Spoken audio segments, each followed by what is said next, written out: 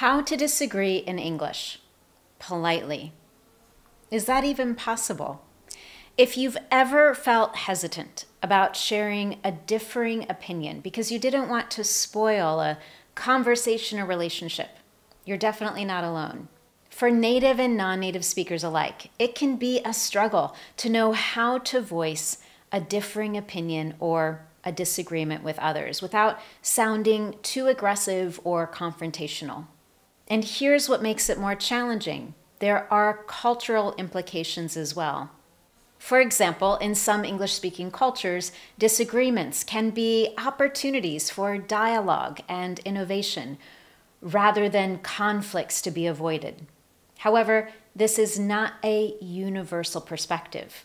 For many others in English-speaking culture, a direct disagreement can be viewed as disrespectful and disruptive. So while English speakers often express their agreement with enthusiasm, you might be surprised to discover that the strategies and common phrases used for disagreements are, shall we say, muddy, less clear, less obvious, almost hidden. In fact, the language of disagreement in English might require you to read between the lines. To read between the lines means to understand the intended meaning of something that was not expressed directly. Understanding these nuances is crucial not only for how you express yourself in the language, but also for how you navigate the cultural landscape of those who use that language. That's why today we're going to discuss the strategies, the common phrases, and the cultural do's and don'ts of disagreements in English.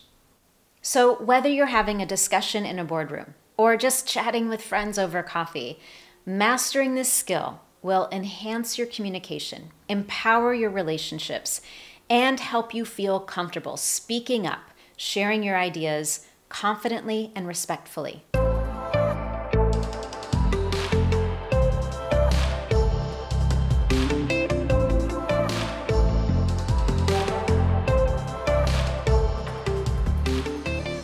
Now, before we go any further, if this is your first time here, welcome. I'm Anne Marie, an English fluency and confidence coach. Everything I do is designed to help you get the confidence you want for your life and work in English. If you'd love to discover years of free lessons from me and downloadable resources, you can get all of that and more at my Speak Confident English website. For the remainder of this lesson, we're going to do three important things. First, I want to highlight some of the key strategies to use to effectively disagree and to do it politely.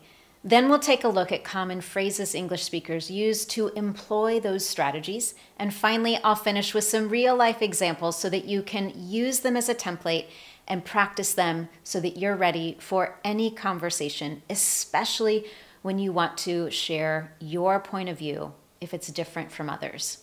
There's no question that the art of disagreement varies from one culture to another, from one person to another, or even one situation to another. In other words, it's all quite fluid. However, there are some strategies we can use to always be polite in our disagreement.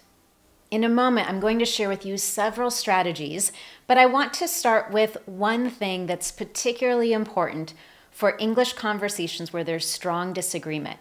If you're in a conversation and you want it to end with a positive outcome, one important aspect of disagreements is to always stay calm. One way we can do that is to maintain very neutral language and neutral tone when communicating.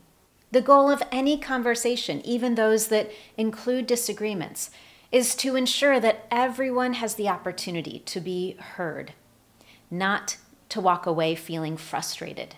Now, if you're not sure what I mean by a neutral tone, I want you to think about people in your life that you know really well. And then imagine that you call one of them on the telephone. You hear something in their voice instantly, and you know whether they're feeling sad, excited, or angry, because they carry that emotion in their voice. When we are in conversations with disagreement, we aim to remove that emotion from our voice, maintaining, again, that calm, neutral tone, taking away those potential negative feelings that can build up tension. With that in mind, Let's take a look at several strategies we can use for effective, meaningful, and polite disagreements. Number 1, aim to learn and understand. It's infuriating for both sides or all sides if someone feels that they need to prove themselves right and perhaps prove someone else wrong in the process. A better approach is to focus on learning from others and understanding their perspectives, even if you don't agree with them. The second strategy is to avoid assumptions. An assumption is something that is believed without any documentation, evidence, or proof.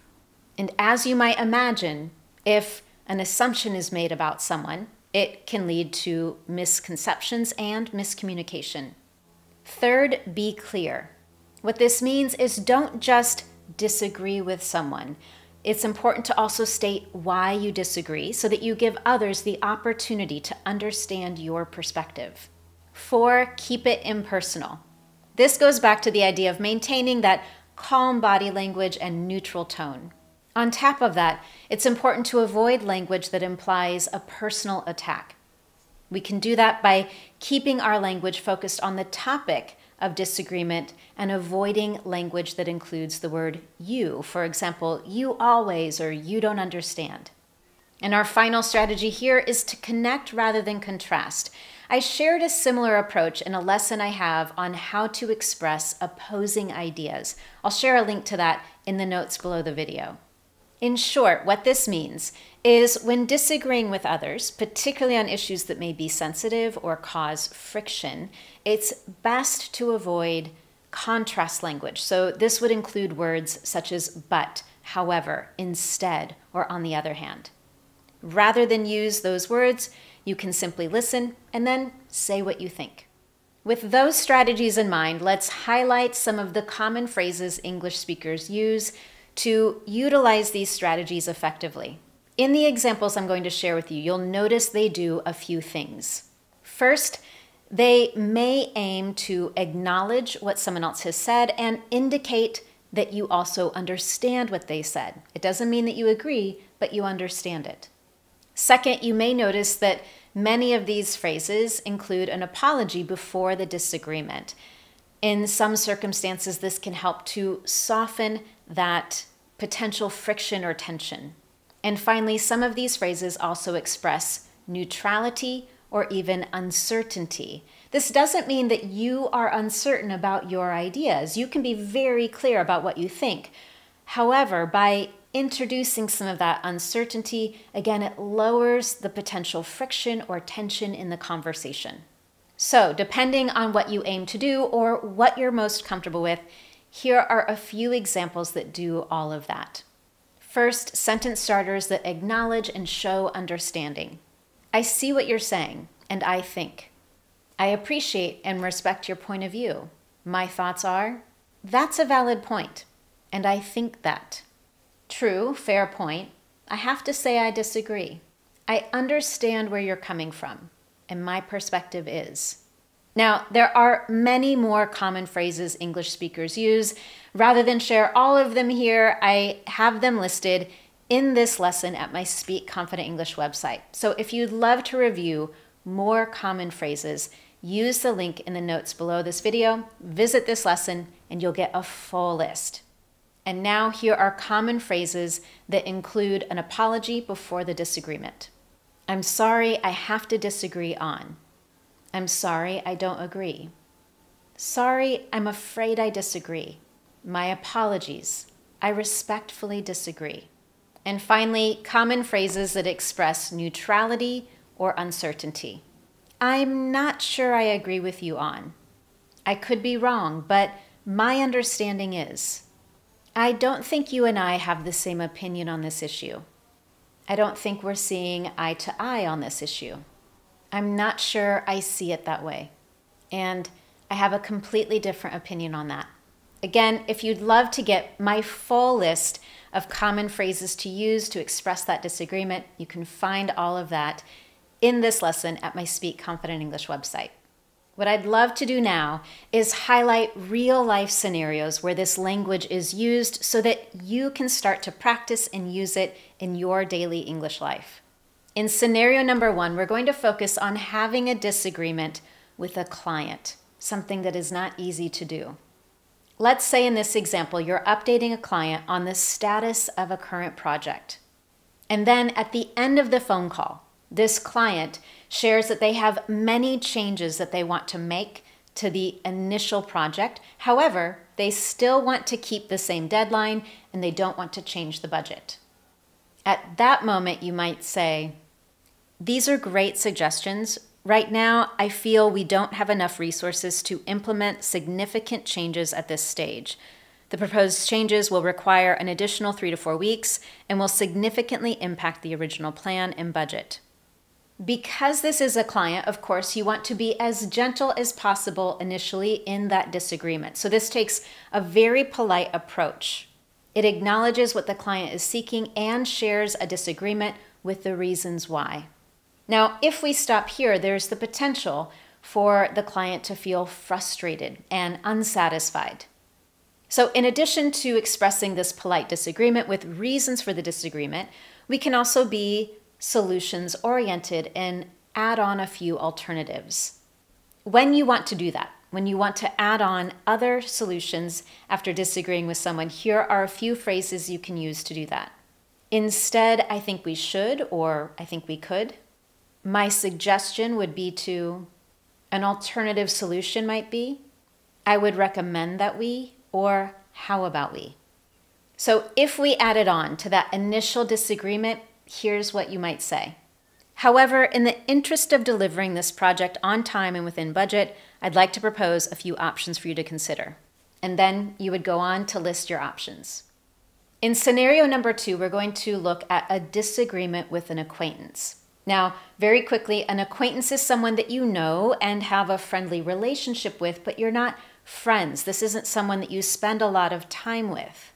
In this particular scenario, we'll imagine that you're on the condo board where you live, and there's been some discussion of hiking up the prices for some maintenance in the building.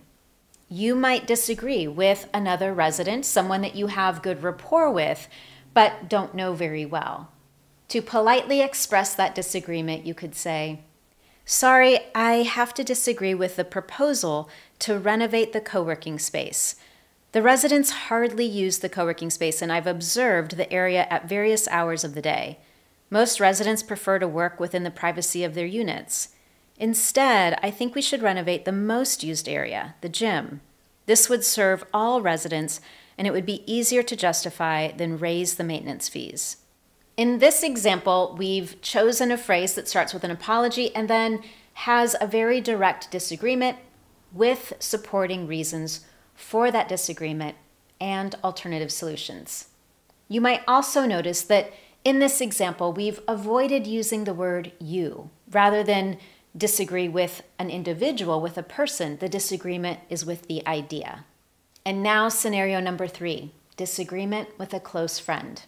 Imagine you and a close friend are having a discussion on the government's recent increase in carbon taxes.